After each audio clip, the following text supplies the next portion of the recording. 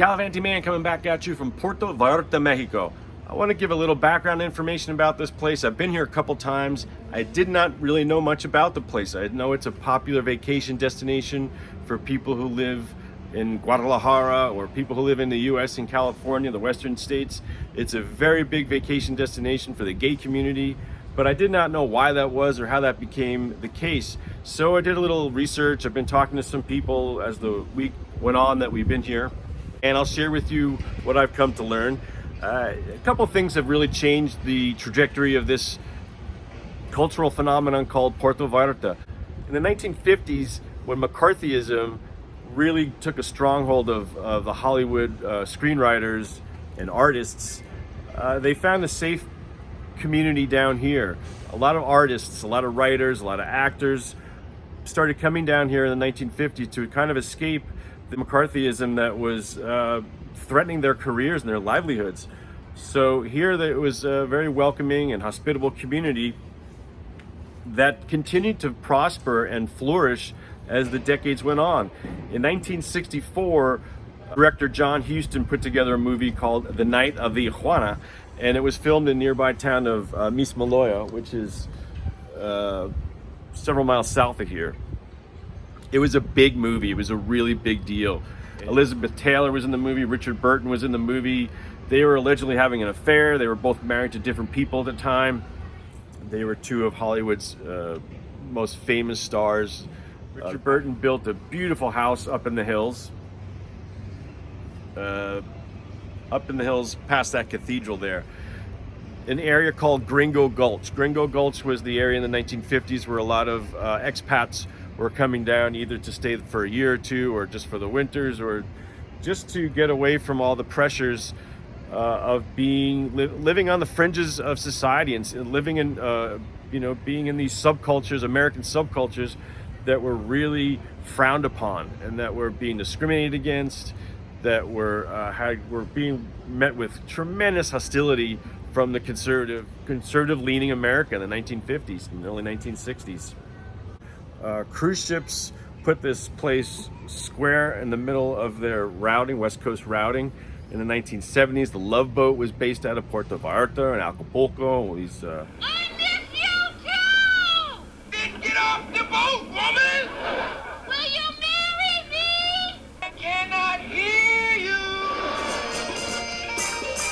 Good man. Hiya, Doll. Hi. Who's the banana? You will never get the information out of me. We want to take a picture of Mr. Man about boats. I don't do still life. Please say you'll marry me. You'll marry me. Don't mean to be forward, but are you a professional model? I used to be, but now I'm a doctor.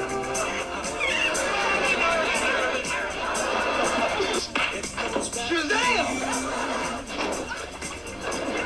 What was that? My heart. I don't want your presents. This is a peace offering.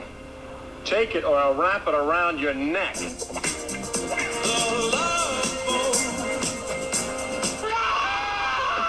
70s, the cruise ships started coming in, and these towns along the Pacific West Coast of Mexico really welcomed them. They had the facilities to accommodate them. The harbor here was large enough to get big cruise ships in, and most importantly, the towns were big enough to accommodate several thousand cruise ship passengers without really running roughshod over the villages, which happens in these towns where more than one or even one of these giant cruise ships come in. They could just trample a small town, a small beach community, and it really changes it changes the town forever. So here we are in 2020, and Puerto Vallarta has continued to prosper, has continued to develop. I'll give a little view, a little bird's eye view.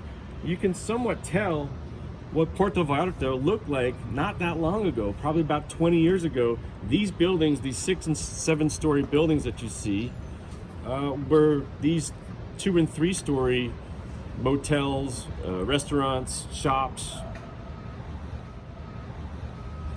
And that was the case all the way down to the cathedral and past the cathedral. Now, past the cathedral, you cross a river and you enter what they call the Zona Hotel.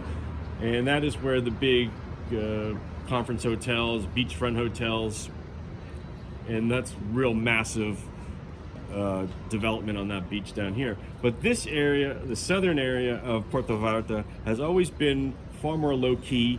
This is called the Zona Romantico, and because it's a very charming, historical kind of looking area of town until they started building these modern apartment buildings, condos, timeshares, that type of thing. And that continues all the way up into the hills. There's a beautiful Malecon, which is a kind of a thoroughfare that you walk along at night or during the day, whatever you wish. It's right along the ocean.